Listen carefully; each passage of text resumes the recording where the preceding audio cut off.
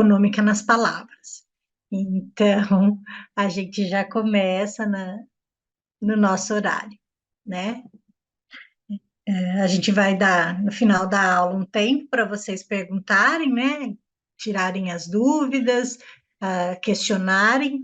Então, eu programei mais ou menos 1 hora de aula, e depois a gente tem esse tempo para conversar, tirar dúvidas e esclarecer o que for possível. Então, hoje a gente vai falar um pouquinho dentro dessa semana de neurofuncional e até complementando a aula que vocês tiveram ontem, né? A aula de ontem tem muito a ver com a aula de hoje. E a gente vai falar sobre a avaliação neurológica do recém-nascido, né? Com relação à atenção aos sinais de alerta. Então, quais são os sinais de alerta? Como a gente pode descobrir esses sinais de alerta? Como interpretar esses sinais de alerta? Para quem não me conhece ainda, o meu nome é Tatiana Guise de Souza, sou fisioterapeuta, doutora em Ciências da Saúde, sou mestre de saúde da criança e do adolescente, especialista em fisioterapia neonatal e sou, acredito, a primeira tradutora das avaliações de Hammersmith no Brasil. Não sei se realmente a primeira tradutora, mas pelo menos a primeira que traduziu e compartilhou essa tradução com as outras pessoas. Eu trabalho com as avaliações neurológicas há 20 anos e dediquei toda a minha carreira como fisioterapeuta, estudando neonatologia desde que me formei. Sempre trabalhei com bebês e todos os meus trabalhos de mestrado, doutorado, todos foram na área de avaliação neurológica. Então, no meu mestrado eu usei avaliação neonatal, no meu doutorado usei avaliação infantil. Todas as avaliações de Hammersmith, né? Então, quais são os tópicos que a gente vai falar hoje na aula? A gente vai falar um pouquinho sobre o período neonatal, a classificação do recém-nascido, neuromaturação, o que a gente avalia, né, na avaliação neurológica e os sinais de alerta. Quais são os sinais de alerta que chamam a nossa atenção dentro de uma avaliação neurológica? E interpretar esses sinais também, né? Porque muitas vezes os sinais de alerta podem ser transitórios e eles acabam sendo interpretados de maneira errada. E isso pode causar muita confusão, né? Pode causar um viés, na verdade, na avaliação. Então, primeiro, a gente precisa classificar qual é o período neonatal, né? Apesar da gente falar muito de bebê, sempre que olha um bebê muito pequeno, falam o recém-nascido, o período neonatal, ele vai do período do nascimento até 28 dias completos. Depois de 28 dias, esse bebê já é considerado um lactente, não é mais considerado um recém-nascido. Então, apesar de ainda ser pequenininho, apesar de ainda precisar de cuidados específicos, ele não é mais um neonato, tá? O neonato é apenas até o 28º dia de vida. E quanto à classificação do recém-nascido, o recém-nascido pode ser classificado quanto à idade gestacional e também quanto ao peso ao nascimento. Quanto à idade gestacional, a gente pode ter o bebê pré-termo, que é o bebê que nasce antes do termo, então com menos de 37 semanas de idade gestacional, o bebê termo, que nasce entre 37 e 42 semanas, e o bebê pós-termo, que nasce depois de 42 semanas. Com relação ao peso ao nascimento, a gente tem o bebê de baixo peso, que pesa menos que 2,5 kg, muito baixo peso, menos de 1,5 kg, e extremo baixo peso, menos de 1 kg. Ainda com relação ao peso, a gente tem uma classificação se aquele peso que o bebê nasceu era um peso adequado para a idade gestacional que ele está.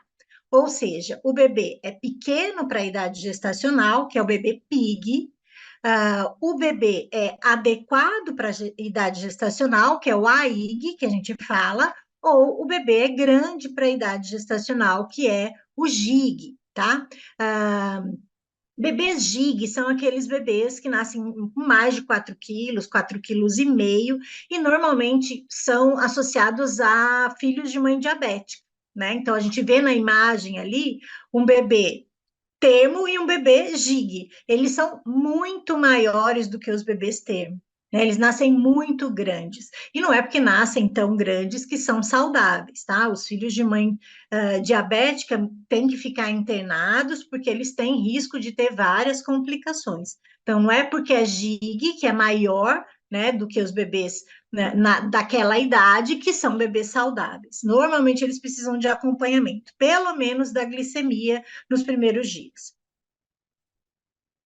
Atualmente, existe um questionamento muito grande dentro da UTI neonatal, né? O que eu digo atualmente, mas esse questionamento já vem de um tempo, né? Antes se pensava só na sobrevida do recém-nascido. Então, queria que esse bebê sobrevivesse de qualquer jeito.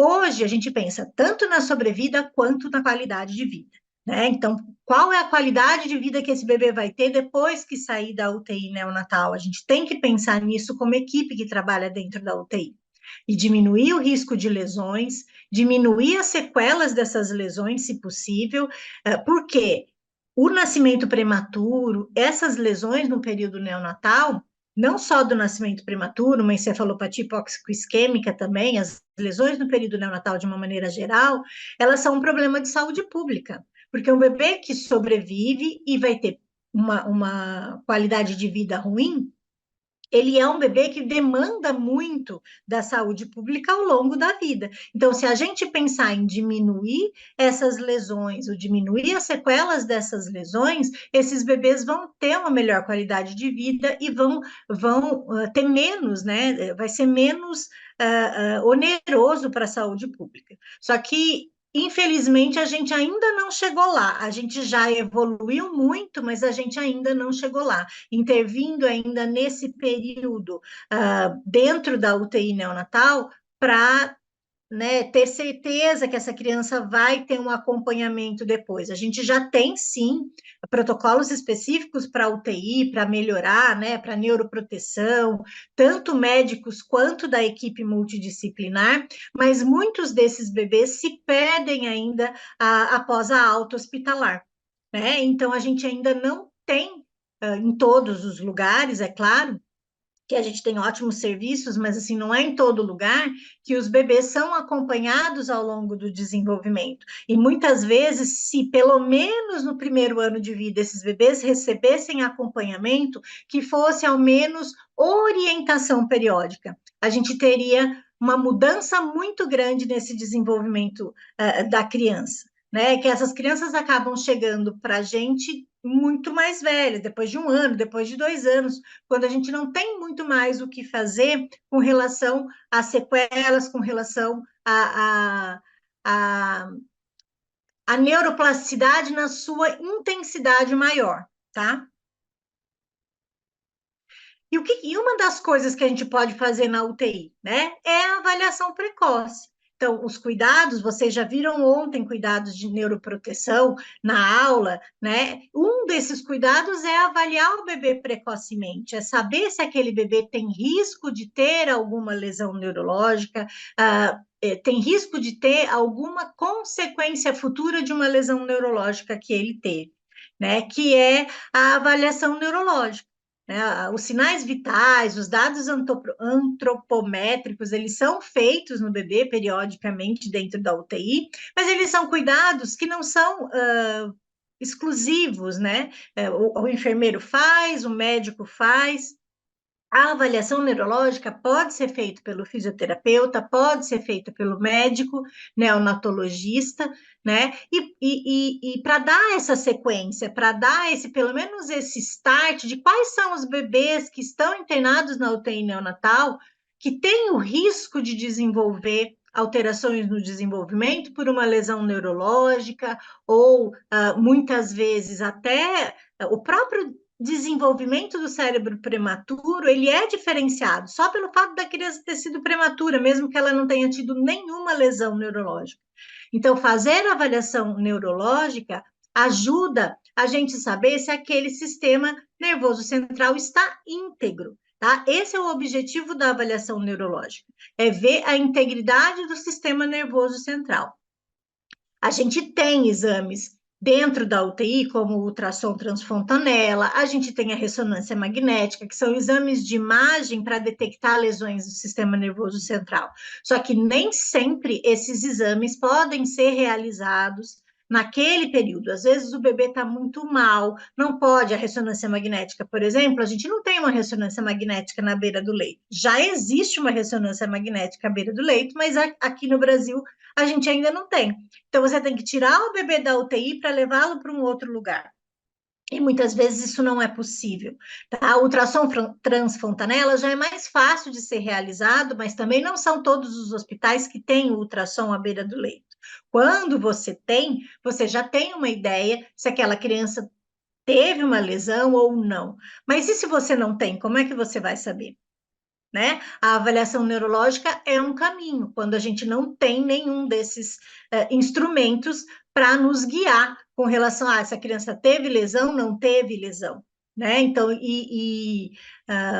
a avaliação nos dá essa ideia, aquele sistema nervoso central está íntegro ou não está íntegro. Para a gente saber sobre isso, entender se aquele sistema nervoso central está íntegro ou não, a gente tem que entender um pouquinho de maturação neurológica ou neuromaturação, que é esse período de amadurecimento do sistema nervoso central. A gente tem que entender um pouco como é que ele acontece, né? Quais são as etapas desse amadurecimento do sistema nervoso central? O que acontece para um bebê termo nascer com uma postura que a gente está vendo nessa imagem aqui, que é a postura de flexão fisiológica ou hipertonia fisiológica? Por que os bebês prematuros não têm essa postura? Exatamente porque o sistema nervoso central deles ainda não está maduro, ele ainda não sofreu essa fase de neuromaturação completamente. Por isso que eles não têm essa mesma postura. Então, para quem trabalha com esses bebês e pretende fazer uma avaliação neurológica, precisa conhecer essa maturação neurológica, esse período de maturação neurológica. E esse período, ele começa com 24 semanas de idade gestacional, com o começo do amadurecimento do sistema subcórtico espinhal, que é o sistema responsável pela manutenção da postura antigravitacional, e vai até mais ou menos umas 34 semanas, tá? Entre 34 e 35 semanas, que é quando o bebê já está quase com aquele tônus flexor, tá? Depois, ainda, né, paralelo a isso, com 32 semanas, começa a maturação do sistema córtico espinhal, que vai evoluir até mais ou menos 12 anos de idade, que é responsável pelo controle da postura ereta, tá? E pelo movimento das extremidades. Então, quando eu tenho um bebê maduro, ao nascimento, neurologicamente maduro, é porque eu tenho essa primeira etapa do desenvolvimento do sistema nervoso central com relação à mielinização completa, que é esse sistema subcórtico espinhal, tá? Aqui é uma imagem, assim, bem simples para mostrar mais ou menos como acontece esse processo.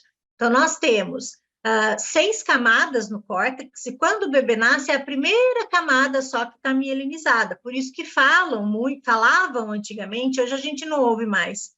Eu sou vintage, né, gente? Então, assim, antigamente falavam muito que o bebê era subcortical, né? Por quê? Porque é apenas a primeira camada do córtex que está mielinizada quando esse bebê nasce. Tá? As outras camadas, elas vão se mielinizando, são 6 camadas, elas vão se mielinizando conforme o bebê vai se desenvolvendo. E conforme essa mielinização vai acontecendo, os sulcos e os giros do cérebro vão se formando, que é o que a gente está vendo no vídeo ali do lado, tá? Que estão formando os sulcos e os giros. Grande parte dessa mielinização acontece como nessa figura B aqui, ó, pelas células da glia. Então, as células da glia, elas funcionam como se fosse uma ponte para levar o neurônio da zona ventricular, que é onde os neurônios nascem, até a placa cortical, a primeira camada do córtex. Tá? O neurônio, ele sobe como se fosse um cipó, né? Na célula da glia, como se a célula da glia fosse um cipó, e aí mieliniza a primeira camada cortical. E é essa número de neurônios que está mielinizando a camada cortical que faz com que aconteça a formação dos sucos e dos giros. Então, os sucos e os giros, eles aparecem no córtex, né? Eles se formam no córtex para poder, não é encaixar, para poder ter lugar para o tanto de neurônio que está mielinizando aquele córtex. Então, os neurônios estão nascendo na matriz germinativa, ali na zona ventricular, e estão mielinizando essa primeira camada do córtex. E essa primeira camada do córtex, ela vai estar madura aproximadamente por volta de 36 semanas de idade gestacional, quando a matriz germinativa já involuiu. Tá? Então, mas o bebê já está totalmente maduro com 36 semanas? Ainda não, ele ainda precisa de um tempinho, até 40 semanas. Mas as funções, né, normalmente estão maduras nessa idade. Se o bebê não tem nenhum tipo de lesão neurológica quando nasce, por exemplo, com 36 semanas, mas nasce super bem, não tem nenhum risco, nenhuma lesão neurológica, provavelmente as funções como sucção e deglutição já vão estar maduras. Talvez ele tenha que melhorar um pouco, né, na prática, mas quando o bebê nasce antes disso, ele ainda não tem o amadurecimento do equilíbrio entre sucção e deglutição. Tá? Então, um sinal de que esse sistema nervoso central está maduro também é essa capacidade de organizar essa sucção, respiração, sucção e deglutição. E o que a gente avalia para poder saber se esse sistema nervoso central está íntegro ou não? Tá? Então, as avaliações neurológicas, elas têm itens de tônus, itens de reflexos, de movimentos e de comportamento, tá? Normalmente são essas categorias que aparecem nas principais avaliações neurológicas no período neonatal. Se eu tivesse que destacar para vocês, entre todos esses, que é o mais sensível, vamos dizer assim, eu destacaria a categoria de movimentos, que atualmente é a categoria mais sensível para se avaliar num exame neonatal. Tá? Quais são as avaliações que abordam essas categorias? Então, eu tenho a avaliação neonatal, a neurológica neonatal de Hammersmith, que é HNNE, não existe uma pronúncia em português, porque não tem uma vogal em meio dessa sigla, né? E a General Movements, que é uma avaliação específica para avaliação de movimentos, e a avaliação do Brazelton, que é uma avaliação específica para comportamento. Tá? Essas são as principais avaliações que têm essas categorias que eu falei para vocês que a gente avalia. Desculpa. E vocês perceberam que a avaliação neonatal de Hammersmith, ela tem uma parte de comportamento, então ela pode ser considerada uma avaliação completa, porque ela tem todas essas categorias dentro de uma única avaliação. E ela foi baseada nos autores da General Movements para fazer a parte de movimentos, ela foi baseada no Brazelton para fazer a parte de comportamento. Então, ela é uma avaliação considerada completa por conta disso. Mas a avaliação padrão ouro atualmente é a General Movements, que é a General Movements Assessment, que é GMA, né? E como é que a gente avalia? Né? Já fala, preciso avaliar tônus, preciso avaliar movimentos, preciso avaliar comportamento. Como é que eu avalio isso? Em que horário eu avalio isso? Posso avaliar em qualquer momento, tá? Então, para que você tenha uma avaliação altamente sensível, é preciso seguir alguns critérios, tá? Por exemplo, eu preciso ter uma avaliação padronizada. Então, não adianta um profissional ir lá avaliar meia dúzia, fazer meia dúzia de testes, outro profissional vai lá, faz 5, 6 testes diferentes daquele que o profissional anterior fez. Tá? Então, eu preciso padronizar. Todo mundo que avalia dentro daquela unidade de terapia intensiva neonatal vai usar a avaliação X, tá? Para que você tenha essa sensibilidade alta. O horário da avaliação importa.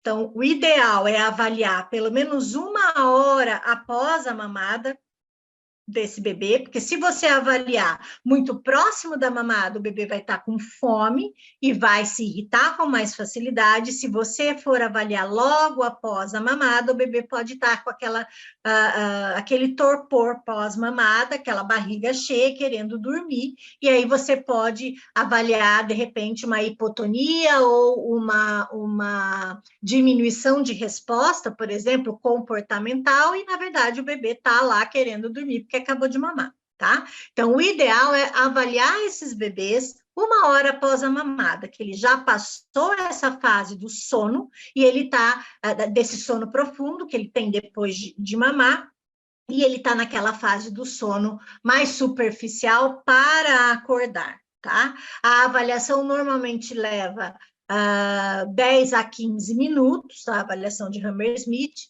A General Movements é menos do que isso ainda, e a General Movements é feita por filmagem, a gente já vai ver, então, assim, você não precisa nem colocar a mão na criança, isso facilita muito, né? Mas se você vai filmar a criança logo após a mamada, ela talvez não tenha uma movimentação tão grande quanto ela teria se ela tivesse nessa fase do sono mais agitado, já quase para acordar, tá?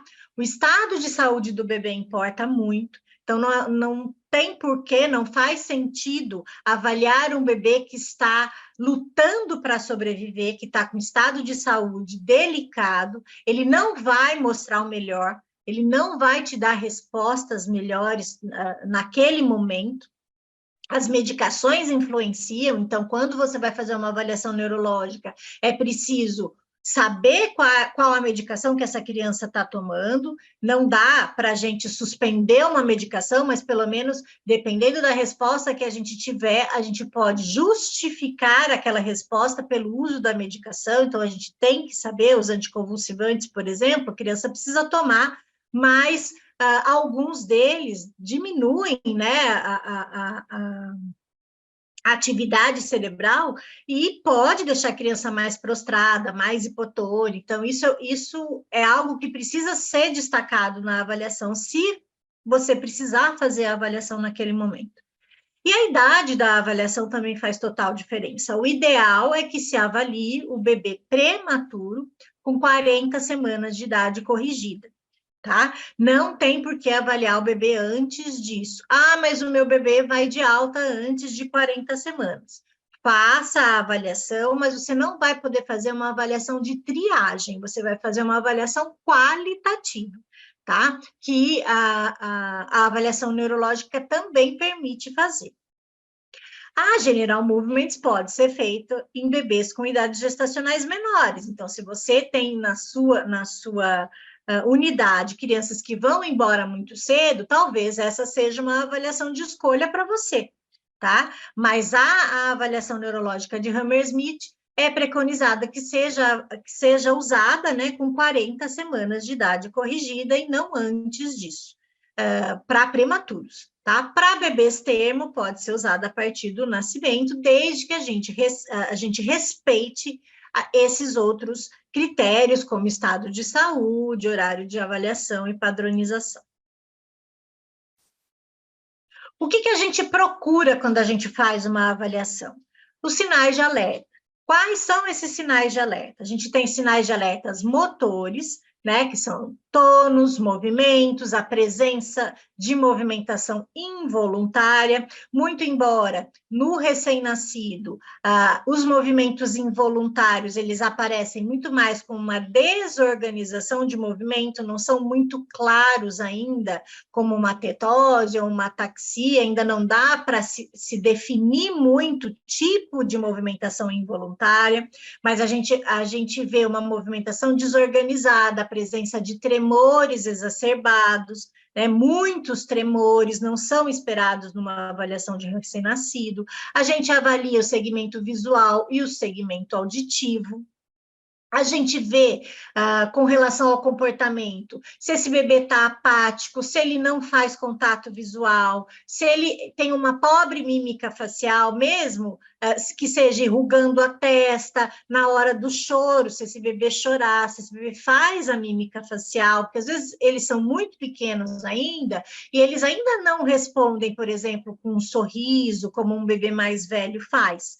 Tá? Mas você já tem como perceber essa mímica facial pelas expressões que esse bebê faz, né? Se ele se espreguiça, se ele resmunga, você vê as expressões faciais do bebê.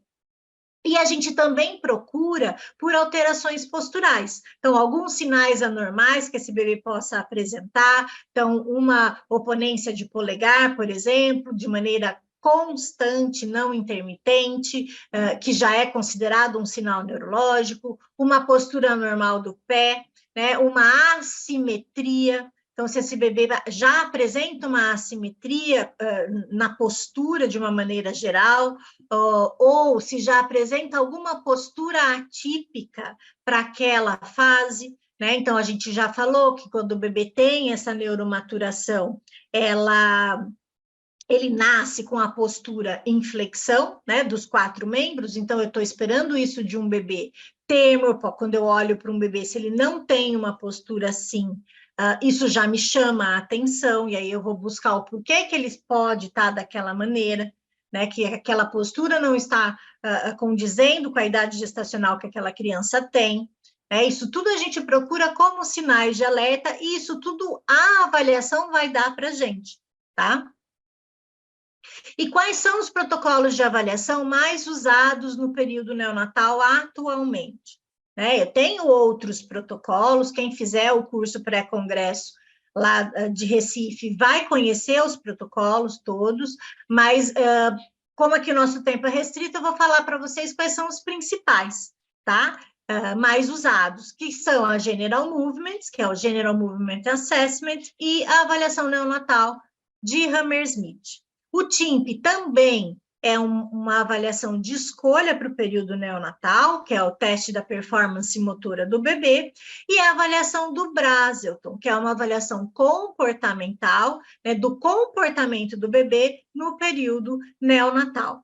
Todas essas avaliações, elas têm particularidades para os recém-nascidos prematuros, então elas não são exclusivas para recém-nascidos termo, todas elas são validadas e têm o seu score, têm a sua interpretação também para recém-nascidos prematuros, tá? Tanto a General Movements, quanto a avaliação neonatal de Hammersmith, o TIMP e o Brazelton, todos eles têm interpretações específicas para recém-nascidos pré-termo, tá?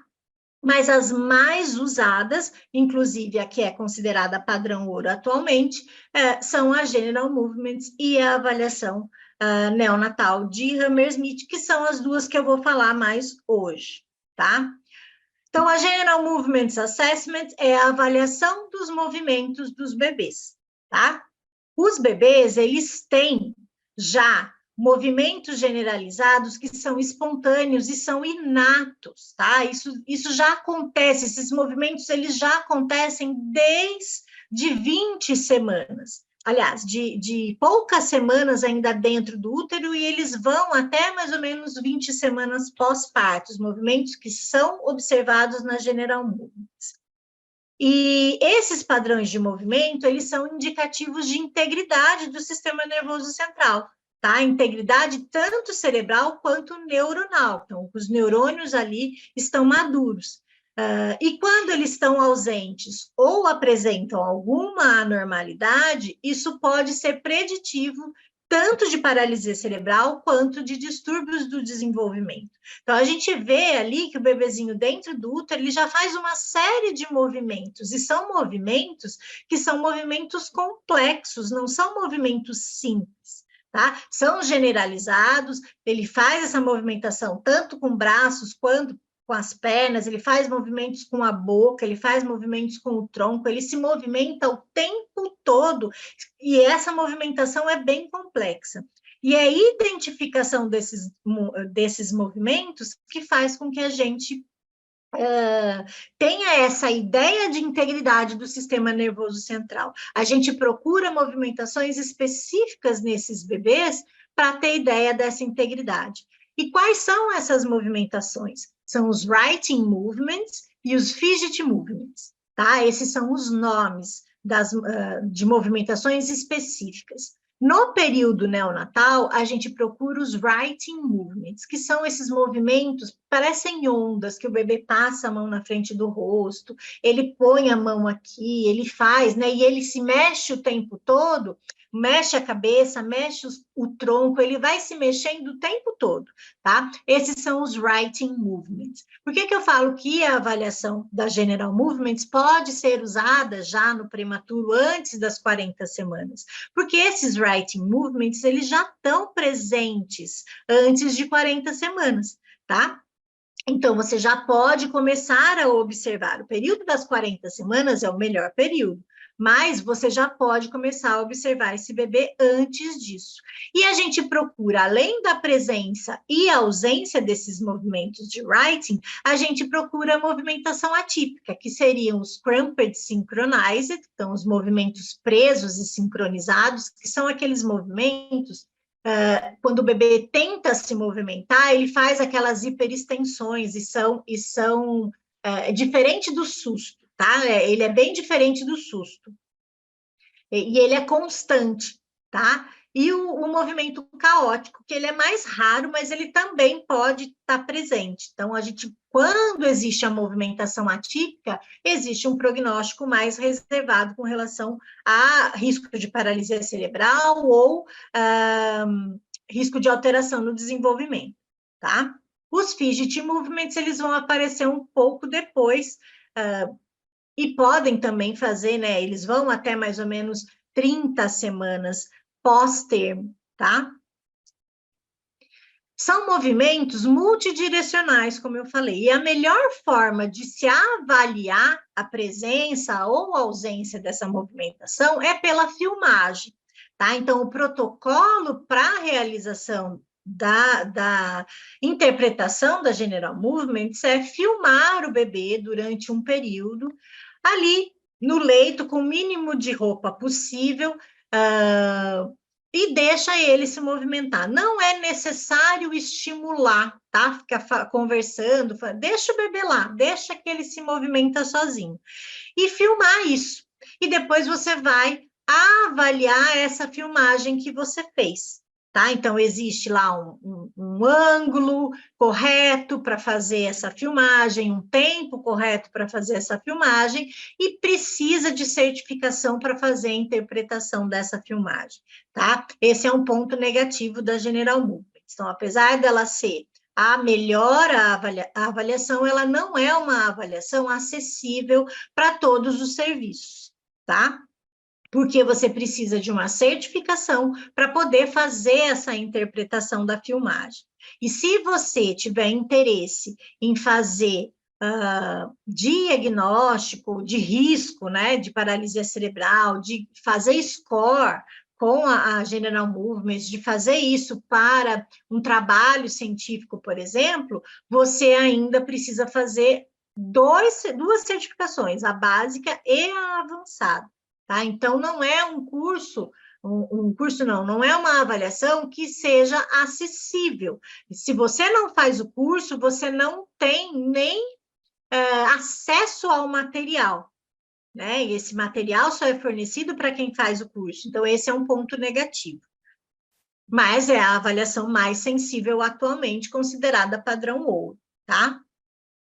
Outra avaliação é a avaliação neonatal de Hammersmith, né, que também pode ser conhecida como avaliação neurológica neonatal de Dubovitz. É a mesma avaliação, tá, gente? Então, antigamente se falava avaliação neurológica de Dubovitz, hoje se fala avaliação neurológica de Hammersmith. E de um tempo para cá parou de se usar o nome do autor em várias coisas, não só na avaliação, quando a gente, nos termos médicos e tudo mais, eles pararam de usar nome de autores. E como as avaliações de Hammersmith elas têm esse nome porque elas foram desenvolvidas no Hospital de Hammersmith, em Londres, eles deram esse nome, tá? Então, a avaliação neonatal de Hammersmith, a avaliação infantil de Hammersmith. Mas é a mesma avaliação, desde que você use a avaliação mais nova,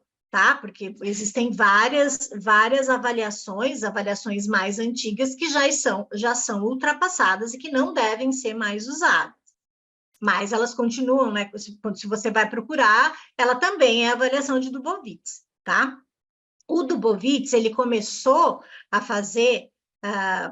promover essas avaliações em 1970 com uma avaliação para ver a idade gestacional, tá, do bebê. Algo muito parecido com o Neil Ballard e o Capurro que a gente usa hoje. O Capurro para recém-nascidos termo e o Neil Ballard para recém-nascidos pré-termo.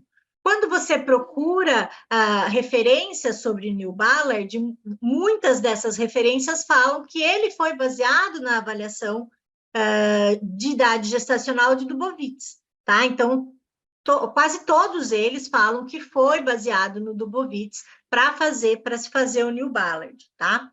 Em 1980, o Dr. Alili e Dr. Victor Dubowitz, junto com Eugênio Mercury, que é um outro autor que publica muito sobre as avaliações neurológicas, fizeram a primeira versão da avaliação neonatal, tá? Que foi chamada, na época, de avaliação de Dubowitz. De 80 a 99, eles validaram essa avaliação, testaram em muitas crianças, mais de 500 crianças, e eles fizeram em 99 uma outra versão da avaliação, que de 80 a 99 eles viram quais eram os testes mais sensíveis, quais eram os testes que não tinham sensibilidade alguma, e em 99 eles fizeram um update da versão de 80, que é essa versão que é usada atualmente, tá? E em 99 foi publicado o livro do Dubowitz, que é a Avaliação Neurológica do Recém-Nascido Termo e Pré-Termo, é o nome do livro, com essa versão da avaliação neonatal e uma primeira versão da avaliação infantil, que é a Heine, tá? Depois, em 2005, também fizeram um update da Heine. Então, se você for usar a avaliação de Dubowitz, tenha certeza que você está usando essa versão de 1999, tá? Porque não é raro nos cursos os alunos chegarem para mim e falar, mas eu uso Dubowitz. E daí eu pergunto qual é a avaliação e quando eles me mostram, é essa versão de 1980. Tá? Essa versão já está ultrapassada. Vocês vão ver que na versão de 99, a gente tem uma categoria que é extremamente sensível na avaliação, que essa categoria não existe na versão de 1980, por isso que ela não deve ser mais utilizada. A avaliação de Hammersmith, ela tem 3 versões na avaliação neonatal, né? A que é considerada a avaliação completa, uma que é a avaliação completa, mas com aquela particularidade que eu falei que a avaliação tem para recém-nascidos pré-termo, e uma outra versão que é chamada de checklist, que é uma versão reduzida, que pode ser usada tanto em recém-nascidos termo quanto em recém-nascidos pré-termo, que tem o objetivo apenas de triar quais são os bebês que precisam passar pela avaliação completa, quais são os bebês que já podem, né, só com essa versão reduzida, serem encaminhados para o follow-up, tá? Aquele follow-up mais simples, trimestral, normalmente, que é feito com os médicos, tá? Alguém abriu, já desligou. Então, qual é a diferença? Quando eu falo em avaliação neurológica, muita gente pensa em falar, vai avaliar o desenvolvimento, vai avaliar se o bebê tem atraso ou alteração no desenvolvimento. Mas não, o objetivo de uma avaliação neurológica é avaliar a integridade do sistema nervoso central. Ela é diferente de uma avaliação do desenvolvimento que avalia aquisições motoras, tá? Elas devem ser usadas juntas, porque uma complementa a outra. Quando eu tenho um sistema nervoso central que não está íntegro, isso vai refletir no desenvolvimento da criança. Então, uma não anula a necessidade da outra, muito pelo contrário, elas devem ser usadas juntas. E a avaliação neurológica, ela tem categorias como a categoria de postura e tônus, padrões de tônus, reflexos, movimentos, sinais anormais e orientação e comportamento, tá? Cada uma dessas categorias foi baseada em estudiosos, grandes estudiosos de avaliação neurológica. Então, essa parte de postura e tônus e padrões de tônus, eles pegaram da Amy Elton, assim como sinais anormais. A Claudine Meltson é uma estudiosa, né, grande estudiosa, foi uma das primeiras a estudar a maturação neurológica e o desenvolvimento dessa maturação no bebê, como era apresentado na postura, no tônus do bebê, esse desenvolvimento. A parte de comportamento veio do Brazelton, a parte de movimentos veio do Prestel, que é o autor da General Movements. Então, é uma avaliação que ela é completa por pegar os principais testes, os testes mais sensíveis de todos esses avaliadores que eram já na época, tão bons e eram considerados os melhores, vamos dizer assim. E a gente tem as avaliações do desenvolvimento, que avaliam outros aspectos, né? Se a gente pegar as principais avaliações do desenvolvimento atualmente, as mais usadas, elas avaliam, além do desenvolvimento motor, alguns domínios, como o cognitivo, o motor, de linguagem, de comportamento, tá? Que são, né, a avaliação de Alberta e o Bailey. Tá? As duas podem ser usadas desde o período neonatal, embora não tenham uma sensibilidade muito grande nesse período, né? Então, se eu quiser avaliar desenvolvimento motor num bebê antes dos 3 meses, eu prefiro usar o TIMP do que a Alberta, porque ele é mais sensível nessa fase, né? Mas a Alberta pode ser usada. Tá? Ela é uma avaliação de escolha, se você só tem Alberta, use a Alberta, não deixe de avaliar por conta disso, embora você tenha esse conhecimento de que antes dos 3 meses a sensibilidade dela é um pouco menor, tá? Na avaliação neonatal de Hammersmith, vocês viram ali que eu deixei padrões de tônus destacado aqui numa outra cor, porque essa categoria da avaliação é a categoria mais sensível da avaliação para se detectar sinais de alerta, tá? Essa categoria, ela faz uma comparação entre padrões de tônus, tanto de membro superior quanto de membro inferior, tá? Ela compara os padrões de tônus de membro superior com membros inferiores.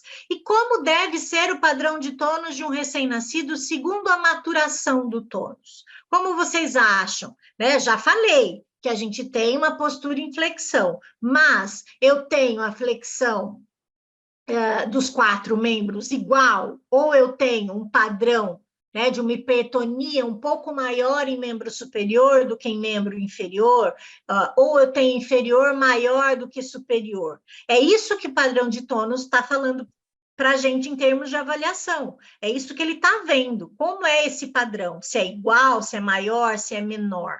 Tá? O que a gente espera de normalidade?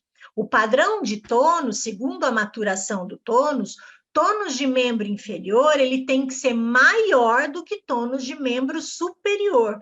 Por quê? Por conta da neuromaturação intraútero. A sequência da neuromaturação intraútero, ela é sentido caldo cefálico. Então, eu tenho, isso a gente vê aqui, ó, a partir de 28 semanas, tá? Sentido caldo cefálico. Então, a gente tem tônus de membro inferior maior do que tônus de membro superior. O bebê ter a neuromaturação, a integridade do sistema nervoso central, ele precisa ter a flexão dos 4 membros, mas um padrão de tônus com um tônus maior em membro inferior do que em membro superior. Depois que ele nasce, é que isso se inverte, aí você tem uma um desenvolvimento no sentido céfalo-caudal. Primeiro você tem o controle de cabeça, para depois tronco, membros, e no sentido proximal distal, tá? Essa daqui é uma imagem clássica da Amy Elton, tá? Por isso que eu falo que ela é a primeira a estudar a maturação de tônus. Acho que é uma imagem acho que tem quase todos os livros que falam de maturação neurológica do recém-nascido, tem essa imagem dela, tá? Primeiro artigo que falou sobre comparação de tônus de recém-nascidos termo e recém-nascidos pré-termo, usando a avaliação de Hammersmith, foi esse artigo de 2003, do Eugênio Mercury, tá? Ele tinha um objetivo inicial de ver quais eram as diferenças, né, entre recém-nascidos termo e recém-nascidos pré-termo, dentro da avaliação neurológica, e de fazer uma pontuação específica para recém-nascidos pré-termo. Infelizmente, ele não conseguiu, né, fazer esse score para recém-nascidos pré-termo nessa época, né, em 2003. Mas ele conseguiu provar, na verdade, porque todo mundo que trabalha dentro de uma unidade neonatal e que vê recém-nascidos termo e recém-nascidos pré-termo, vê que eles têm um comportamento completamente diferente, eles têm um tônus completamente diferente, mesmo na idade de termo. O recém-nascido pré-termo não tem um tônus igual ao recém-nascido termo, tá? E ele conseguiu comprovar isso pelo estudo dele, né? E ele viu também que o score para recém-nascido pré-termo era diferente do recém-nascido termo em 32 dos 34 itens. Então, praticamente todos os itens da avaliação eram diferentes para recém-nascido pré-termo. Mas olha só que achado interessante que ele teve. Na categoria tônus, quando ele comparou, na categoria tônus, eles tiveram um tônus menor, né, o recém-nascido pré-termo, do que o recém-nascido termo, ok, isso ninguém, um recém-nascido típico pré-termo comparado ao recém-nascido típico termo, ele tem realmente um tônus menor do que o recém-nascido termo, tá? Mas olha o que ele viu, que quando ele foi ver padrões de tônus, padrão de tônus de membro superior no recém-nascido pré-termo era menor do que do membro inferior. Então, o que isso quer dizer? Que apesar das diferenças em 32 nos 34 itens, padrão de tônus do recém-nascido pré-termo, que tem o sistema nervoso central íntegro, é igual ao padrão de tônus de um recém-nascido termo. O que é isso?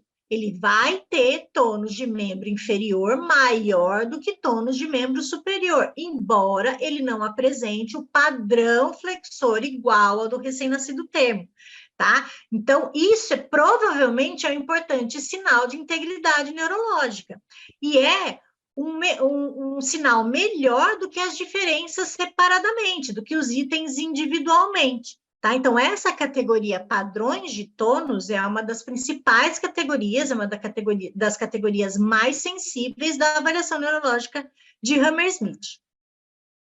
Mas eu preciso tomar cuidado quando eu interpreto esses achados, né? Por quê? Tônus de membro superior aumentado e tônus de membro inferior diminuído é muito comum acontecer quando as crianças estão chorando.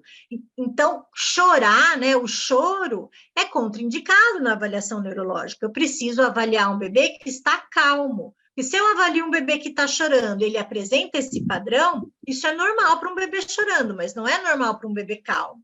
Em criança calma, que apresenta essa inversão de padrão de tônus, isso pode indicar alteração do sistema nervoso central, como hemorragia periintraventricular, encefalopatia hipóxico-isquêmica e leucomalácia periventricular, que são as principais lesões que podem acontecer no período neonatal. Já o aumento do tônus extensor, ele está associado a quadros de encefalopatia hipóxico-isquêmica, a quadros de meningite, ou de aumento da pressão intraventricular. Então, lembra do caso que eu falei? Estou num hospital que eu não tenho ultrassom transfontanela, que eu não tenho como levar esse bebê para fazer uma ressonância magnética. Eu faço um exame neurológico e eu percebo essas alterações, isso já é um sinal de alerta de que alguma coisa ali pode ter acontecido, tá? Muitas crianças vão para casa sem diagnóstico, porque não tem exame de imagem, mas eu já posso ter um risco, né? Detectar um risco dessa criança ter tido uma lesão pela avaliação neurológica. Eu tenho uma parte de orientação e comportamento, que é a parte que veio do exame do Brazelton, em que eu avalio irritabilidade, consolabilidade, choro, né? Então, é a capacidade, na verdade, é a capacidade que o bebê tem de se auto-organizar diante a estímulos. Tá? Então, esse bebê, quando se irrita, ele consegue se consolar sozinho, ele precisa de ajuda, ele precisa ser pego no colo, ou ele não consegue se consolar nem com o colo. Tá? Esse ato de se consolar, esse ato de se acalmar, isso é um sinal de que o sistema nervoso desse bebê também está íntegro, que ele consegue se acalmar. Agora, o bebê que entra num choro compulsivo e que não consegue se acalmar, ele pode ter, né, uma alteração no sistema nervoso central, que altera esse comportamento, que deixa o bebê com um comportamento alterado.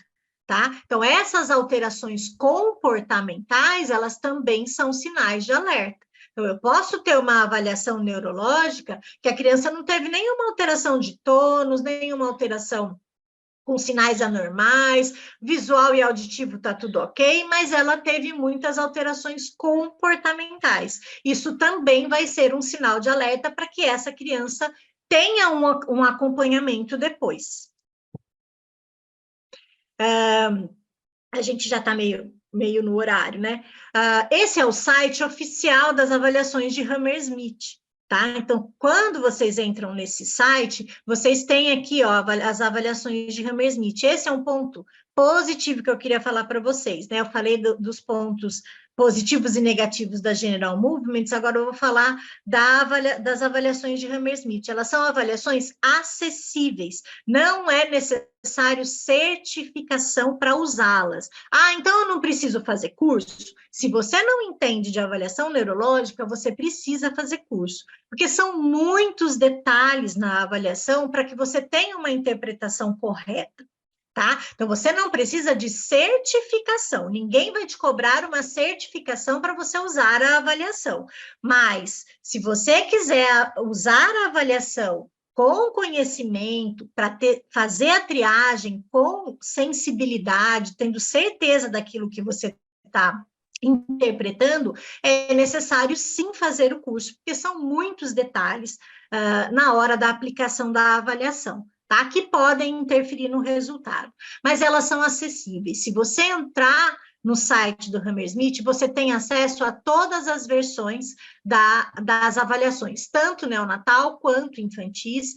Nesse site você vai ter acesso a artigos também, e você, mediante um cadastro, tá? Você vai ter acesso aos vídeos oficiais. Eu até gostaria de passar o vídeo para vocês, mas a gente não tem tempo, né? Que é o vídeo da avaliação neonatal, ele tem quase meia hora, então não dá para passar, mas os vídeos passaram a ser pagos de agosto do ano passado para agora, por conta da administração do site, né? A procura está sendo muito grande, eles não estavam dando conta de administrar, então eles passaram a administração do site para essa editora, que é a editora dos livros, que você encontra aqui também, ó, Books, você tem o livro tanto da avaliação neonatal quanto da infantil, e aí para administrar o site eles cobraram, né, cobram uma taxa e eles colocaram, né, para não cobrar das avaliações, eles colocaram os vídeos, né, como cobrados, mas é uma taxa pequena e você tem acesso a esses vídeos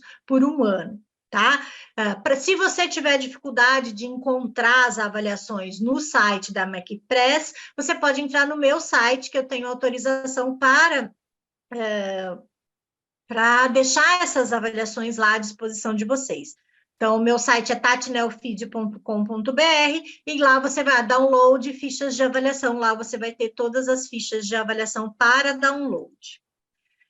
Muito obrigada, aqui estão os meus contatos, meu Instagram e meu e-mail, e eu abro agora para perguntas de vocês, se vocês quiserem fazer, né, alguma pergunta, tiverem alguma questão. É muito detalhe para falar, são muitas coisas, mas fiquem à vontade para perguntar.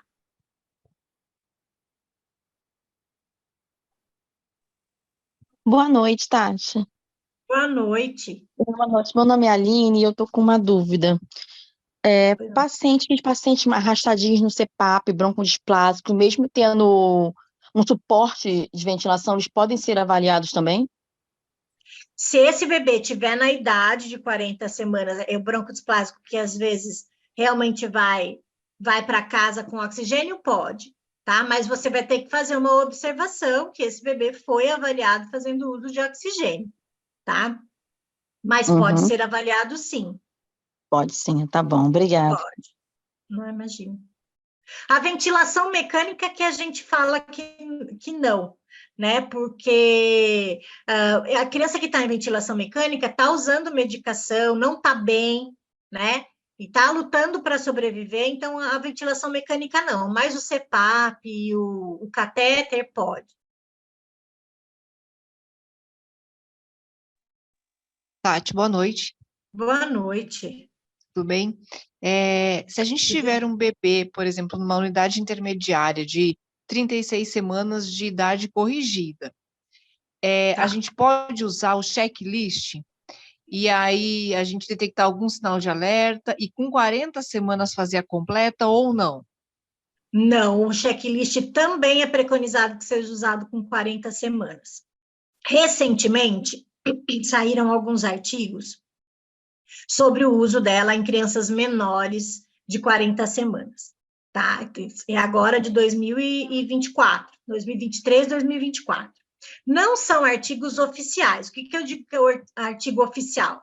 Que é do pessoal do Hammersmith. O pessoal do Hammersmith, eles publicam tudo que é mais novo, eles publicam. Tá? Esses artigos não são de lá, são artigos de Israel, Índia.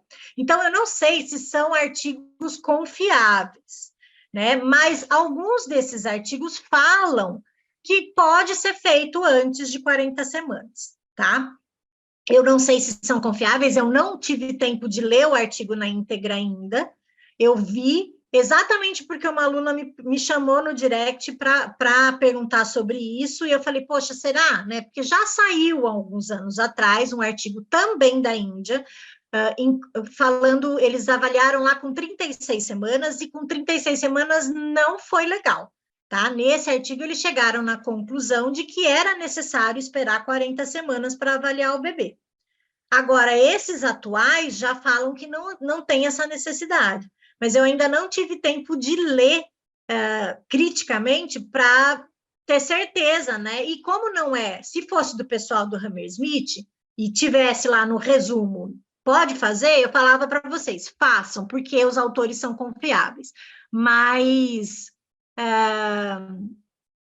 mas não é. Então, eu não posso te dar certeza. Em todo caso, a gente fica atento, porque essas coisas podem mudar também. Eu não vejo muita razão de mudar. Se a gente for pensar, né, um dos artigos fala 32, 34 semanas, são muito novos. Não tem como estar maduro ainda para ter uma avaliação fidedigna, uma resposta fidedigna, tá? Mas o checklist ele também é preconizado com 40 semanas. O que você pode fazer é usar de maneira qualitativa, tá? Fazer uma análise descritiva dos achados e marcar uma nova avaliação para quando esse bebê tiver 40 semanas. Isso você pode fazer. Isso dá Obrigada. para fazer. Tá, Não, obrigada. imagina. Deixa eu ver aqui, ó. A avaliação GMA da Mija Headers, que é a Algra, né? É validada também? É a mesma avaliação, ela é uma das instrutoras da General Movement. Tem vários, né? Eu fiz com o André Aguzeta o ano passado, tem a. Como é que é o nome dela? Que é a mulher do Presto lá, é a Crista, Crista, Crista. isso. Que ela vem também para o Brasil, mas são instrutores de uma mesma avaliação. General Movements Assessment é uma só. A Headers Algra tem outras avaliações, inclusive de alterações do desenvolvimento, que são bastante usadas também, mas não é a General Movements, é outra, tá?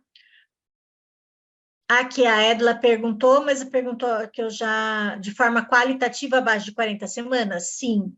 Qualitativa e fazer análise descritiva, pode, antes de 40 semanas, sem problemas. Você não pode fazer a triagem, né, dizer se aquilo está normal ou alterado, e nem fazer somatória de pontos, tá? Antes de 40 semanas. Mas essa avaliação qualitativa de maneira descritiva é extremamente válida, porque assim que você marca essa avaliação com 40 semanas, você consegue, inclusive, comparar os achados, né? Então, você faz a avaliação com 40 semanas, aí sim faz somatória de pontos e tal, e aí você compara como essa criança estava antes, tá? De forma qualitativa também, para ver se melhorou, se piorou, se permaneceu igual.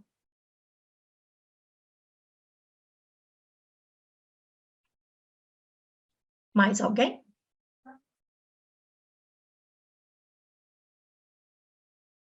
Não?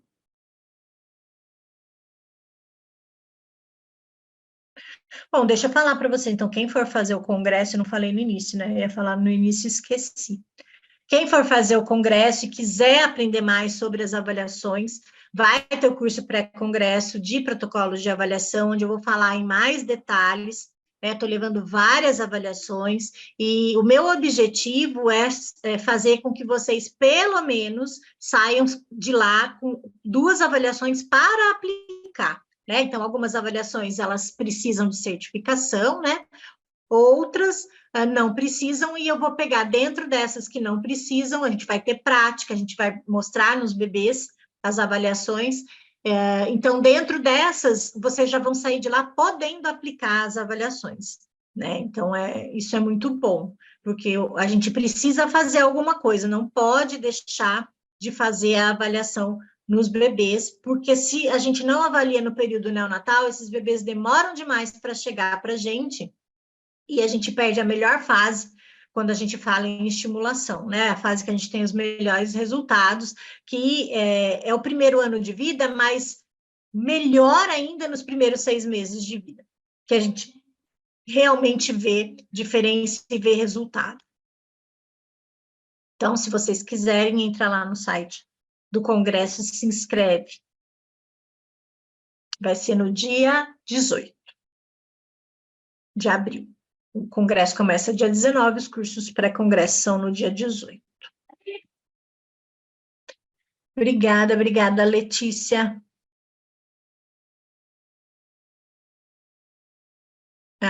Não tem o nome que tá escrito que vai estar no congresso, legal. Obrigada, bastante gente mandou aqui. Mariana, minha aluna lá do Uruguai. Obrigada, Mariana.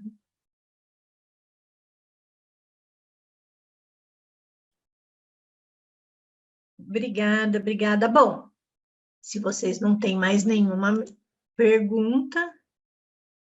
Neoline. Vou ter 2 palestras no congresso.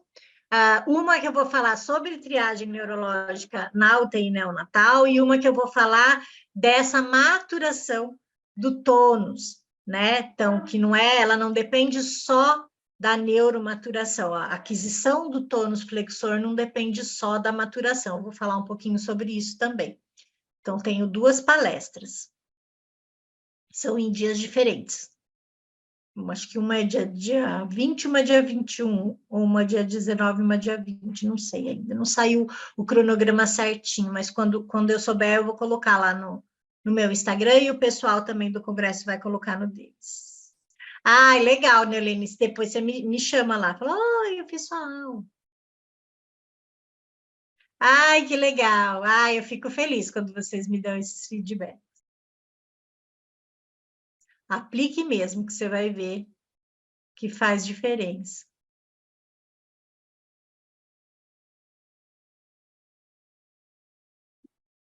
Bom, gente, acho que a gente pode finalizar, se ninguém mais tem. Obrigada, Juliana, imagina.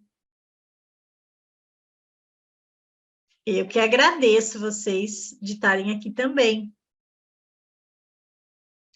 Bom, se surgir alguma dúvida, vocês podem, né, de repente assistir a gravação, surgir qualquer dúvida, vocês me perguntam ou por direct ou me manda um e-mail, tá?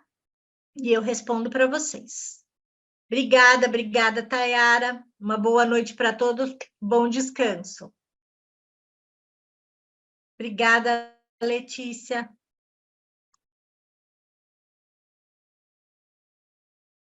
Oi, Maricel, que legal lá, uma aluna da Argentina. Boa noite.